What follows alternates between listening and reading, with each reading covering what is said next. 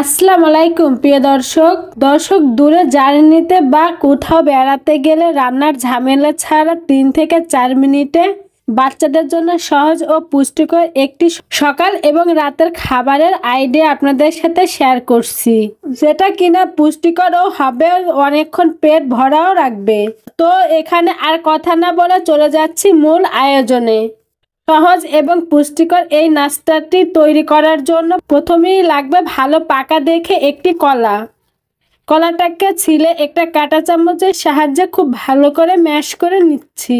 এই একই কাজ আপনারা চাইলে হাত দিয়েও করতে পারেন।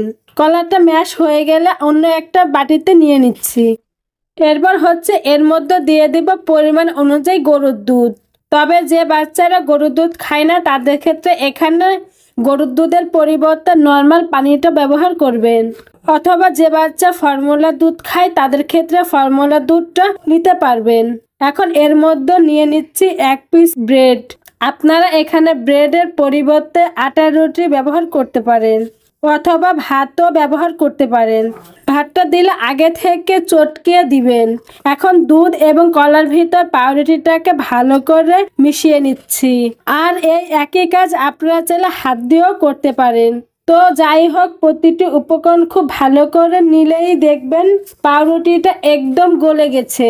তারপরও চামচ দিয়ে চেপে চেপে ম্যাশ করে নিবেন। এখন বাচ্চাকে খাওয়ানোর জন্য একদম রেডি।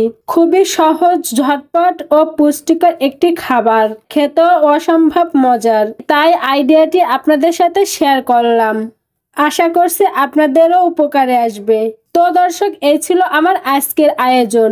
ভিডিওটি ভালো লেগে থাকলে প্লিজ একটি লাইক দিবেন এবং বাচ্চাদের নিত্য নতুন খাবার রেসিপি পেতে আমার চ্যানেলটি সাবস্ক্রাইব করে বন্ধু হয়ে পাশে থাকবেন। আল্লাহ হাফেজ।